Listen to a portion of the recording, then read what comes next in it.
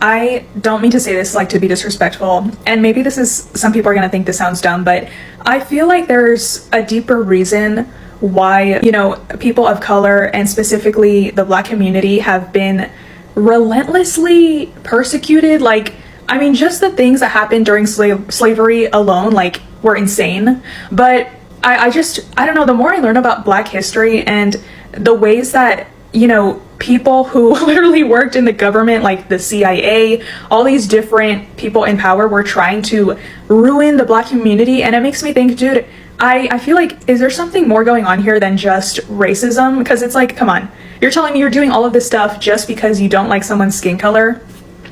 I feel like, what if, I have this theory that, like, what if Black people have some type of superpower? Like, what if they have, I don't know, if they're just born with something very valuable that we don't really know about, but maybe, you know, like I said, these people, these rich people and these people in power, maybe they figured it out a long time ago, and maybe that's why they were like, oh, we have to like get rid of them, blah blah blah. I don't know, I feel like maybe they have something special that we are not taught about that is linked to them being people of color, you know. And I've seen some Black creators come on here and try to explain how special it is to have melanin in your skin and how it has all these different properties, but I don't know, I just feel like I have this theory that this goes so much deeper than maybe a lot of us realize, because I'm sorry, but I don't think you're gonna go out of your way for all these hundreds and hundreds of years to try to ruin one group of people over something as silly as, oh, their skin is a different color. Like, I feel like there's something that we don't know. I'm telling you, there's something special about them that they don't want us to know. Okay, this is just something that I've been thinking about recently, and I'm like, maybe if there are some Black creators that maybe they already made a video and I just didn't see it, I don't know, but like, I don't know, maybe it sounds dumb. Like, or maybe this is like, yeah, no shit, Sherlock, but you know, it's just something I was thinking about.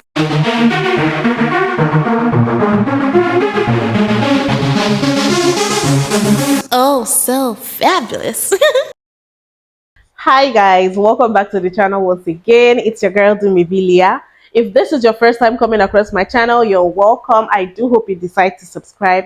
And if you are a returning subscriber, you guys know that I love you. Welcome back once again. It's so good to have you here. How are you doing? How have you been? So today's video is something a little bit different from what I usually do, because it's a little, you know, some of you might not really be spiritual and believe in superstition and some of all these spiritual things and all of that. So you might not follow this video, but I thought this was interesting and I just had to bring it here so we can talk about it. So there's this lady, she's American, I think she's Haitian as well. And she came out and dropped a video about what she thinks about slavery. So let me just play what she had to say. Now, if you find yourself to not be spiritual or you don't really believe in spirituality, you might want to go ahead and just skip this video. Just go ahead and skip this video. I'll give you some time, okay? Okay. Now, if you're familiar with my content, you're usually hearing me speak from a logical perspective, not really so much spiritual and all of these things. However, for this particular topic, I just have to combine the two because, yeah. Now, there's a creator that's on here. Her @ is Black Girl, and she was basically explaining how slavery was a contract. It was a spiritual contract that the white founding fathers of this country agreed to, a 400+ contract that required the bodies of Black and brown people in order or in exchange for privilege, power, and riches. Now, when I heard her say that, I immediately thought about how America became one of the biggest powers, right? In Western civilization, just overall, even surpassing nations that have been there before them. And America got up there in the rankings relatively fast. So she was basically saying that the founding fathers, you know, they agreed to this contract with some type of deity, right? For exchange of power, privilege, and riches, right? And in order to fulfill the contract, they needed to, one, violently remove the Native Americans from this country. They needed to import, right, the Black bodies that they later were sacrificing, right? They also needed to commit heinous, violent acts to the enslaved. Like, these were all parts of a ritual type thing. And even though slavery ended, they continue to meet their quota through systemic racism, right? Think about it. It's through systemic racism where the destabilization of black communities, right? The war on drugs, police brutality, all of these things are allowed to happen where what happens? Black bodies are still being sacrificed. But the problem is that they're not meeting their quota anymore. They're not meeting the quota, okay? Which is why they have this whole slogan of Make America Great Again, aka renew the contract. All right, so I'm just gonna give a little backstory, right? When I was in elementary school, probably at the end of elementary school, so probably 5th grade, if not going into junior high school, 6th grade, I was coming home from school and I was very upset. I was upset because as a Haitian American kid, there was a lot of other kids basically coming at me that day saying, oh, your country is poor and it's because they do voodoo. Oh, you guys do voodoo. That's why you guys have so much bad luck, X, Y, and Z. And I was just so frustrated. I went home, expressed my frustrations to my mother and she's listening. And then at the end of it all, she was just like, why they don't talk about the voodoo that America does? They want to talk about Haiti. Why they don't talk about the voodoo that America does? When she said that, I was taken aback. I was like, what voodoo? Like, what voodoo does America do? And she was like, yeah, this country does voodoo a lot. We did voodoo for our freedom, but they do it for riches. They do it for power. And I didn't understand what she was saying. I honestly thought that maybe she just felt some type of way that these people were coming at her country. You understand? Like real nationalism type shit, like real strong black Haitian woman. Like, I'm not going to let nobody talk about my country. I thought that's what she was on. I thought that's the type of timing that she was on.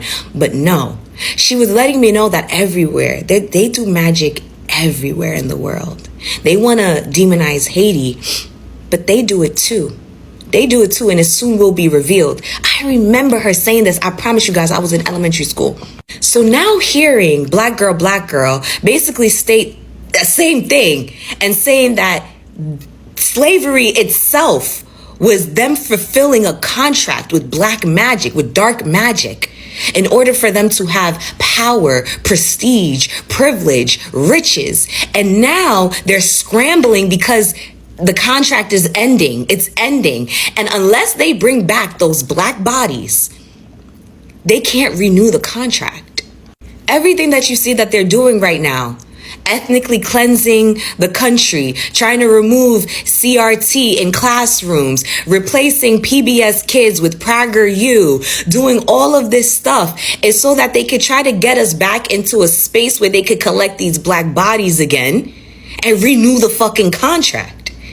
And as somebody who is spiritual, I kind of see that playing out. I really do.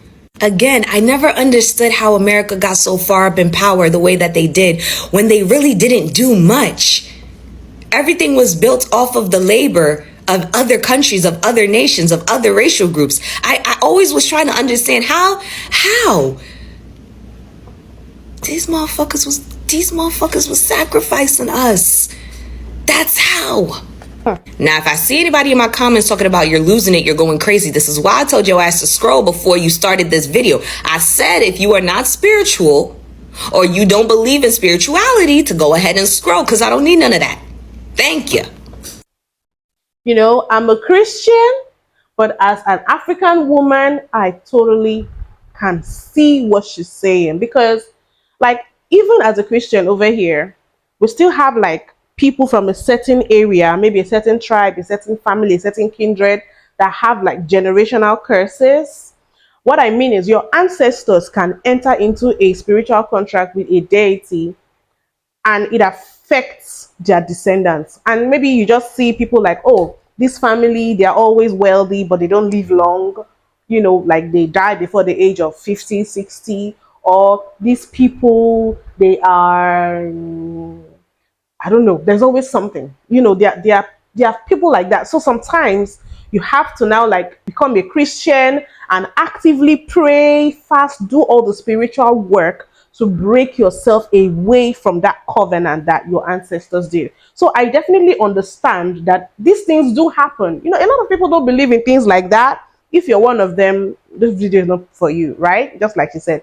But I definitely think, and there was a friend of mine who, is in the UK that said something about, A lot of Africans come and, they do care work, taking care of people that, have like mental disabilities, physical disabilities, and all of that. And the person said that they notice a trend that there's a lot of mental illness in the UK. There's a lot of mental illness.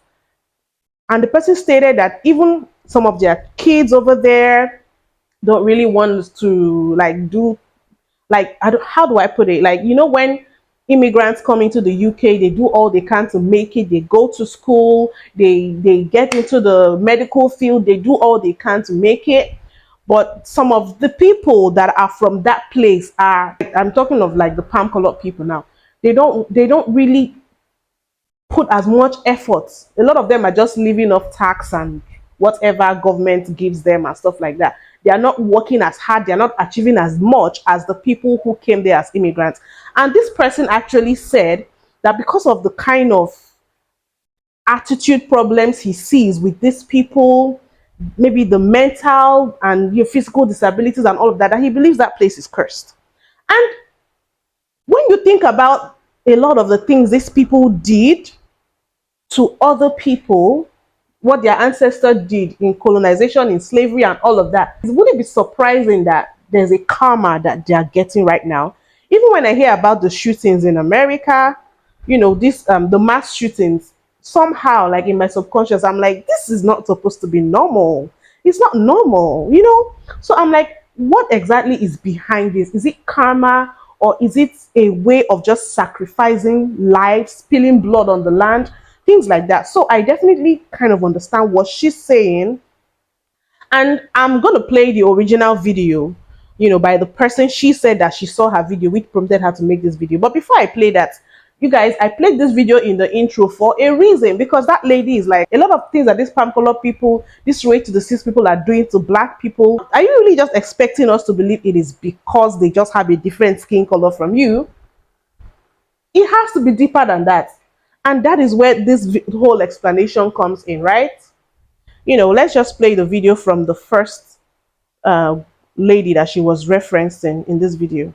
I genuinely believe that slavery was a contract that white people needed to fulfill. A contract with some deity, I don't know. But this contract required black bodies. And that is exactly what it got. And those black bodies were provided in exchange for riches and privilege. It was a 400 plus year contract that is running out. And so what needs to happen now? They need to take the country back to where it was before, to renew that contract. This country is genuinely sinister. And if you don't see it now, you never will. Now, I don't know the terms of the contract, but somewhere in that contract, there is a clause about black and brown bodies. And don't come in here getting all serious. This is just me trying to make sense of the world. No, but there is a contract. There is a contract. The contract was fulfilled when they brought black bodies to this country. The contract was fulfilled when they participated in the violent removal of Native Americans. The contract was fulfilled when they committed acts of violence against the enslaved and against black and brown people in this country. And the contract is running out, and they're panicking, and they need to take us back. The defunding of PBS to replace with PragerU, the dismantling of museums and historical artifacts, the banning of books, and the deletion of historical documents. Put down your Bibles and pick up a spell book. Because somewhere in that contract, I'm sure of it, included the removal of spiritual practices and replacing them with the Bible. The Bible is what's anchoring us to our own demise. I don't know about that last part about the Bible, but then when you really study African history and then colonization and slavery, somehow you begin to see how Christianity was used as a tool against our people, right? But now, that aside, another question that I asked myself while watching this is, why black people? Why black people? Why was it black people that they had to bring and sacrifice? And then I was scrolling to the comments and I saw this particular comment. that says colonization was a destiny swap. And I would even go a step further, not just colonization, slavery as well. The basic oppression of black people, people of African descent, no matter where in the diaspora you are, your ancestors came from Africa if you are a black person. So generally, we were picked for this. And what is the reason? What is the reason? A destiny swap. I particularly never knew what a destiny swap was until I watched a YouTube video about a month ago or thereabouts that explained what a destiny swap is. I really don't know the details of what a destiny swap is or how it occurs or whatever. But when you really look at it, look at Africa as a continent, how rich the continent is. Africa is so blessed to the point that a lot of these foreign countries built their wealth off of the resources they got from Africa, either the mineral resources or, you know, even human resources, by taking people to go over and build their own countries, right? So the land that we were blessed with is so rich. We don't have natural disasters over here. We have enough to sustain life over here. We have everything we need to be self-sufficient. But we're not. It was a destiny swap, being that going by everything we've been blessed with, you know, on the continent by God, we have enough. We're supposed to have the most leading countries in the world in terms of development and all of that. We are supposed to, but we're not. We are at the bottom. Third world countries, third world nations. Even the people, look at a black person and compare to people of other races. There are some things that make black people stand out, to the point that some of these other people are trying to as much to get blackness in their bloodline so that they can sustain their life, so that they can sustain their race. You know, I feel like black people had a destiny. We are not living to the full expectation of what we were created, what we were supposed to, because in code there was a destiny swap. When I saw that comment, this is just me thinking, like, you guys let me know if I'm making sense. I feel like what we were supposed to be was taken away from us. This kind of development and all of that you're seeing in this Western countries, European countries, is what we should have had back here. And which is why they continue to take from us. Look at what happened in France, where, you know, the Francophone African countries said no more, and then their economy crumbled. They could not survive 2 years without taking from these African countries. So we are sustaining life in Western first world countries. But look at our countries in shambles.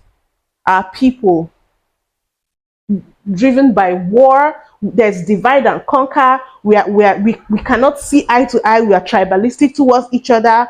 We are, you know, underdeveloped, hunger, all these things, which is not what it was supposed to be. So the lives we are living now is not what we were destined to as Africans, as descendants of Africans, wherever we are. But somehow they figured out a way. Yes, they did. They figured out a way to see that, oh, this place, their destiny is really bright. We need to look for a way to take what they have. And that was what they did. And, you know, that's just the way I interpret it. But I want you guys to let me know if I'm just, you know, if I'm just overthinking the whole thing, or if what I'm saying makes sense. If what they are saying in the video makes sense. Because to me, it kind of makes sense. And the whole "Make America Great Again," well, we are seeing what is happening. I think we are living in very volatile times right now in America. I'm hearing so many things happening that really makes it look like truly maybe if there was a contract, probably it has expired and they are scrambling for a way to, in quotes, make America great again. You guys let me know what you think in the comment section. Please drop your comments. Let's have a conversation. Don't forget to give this video a thumbs up, subscribe if you haven't, and I'll see you guys in my next video. Bye.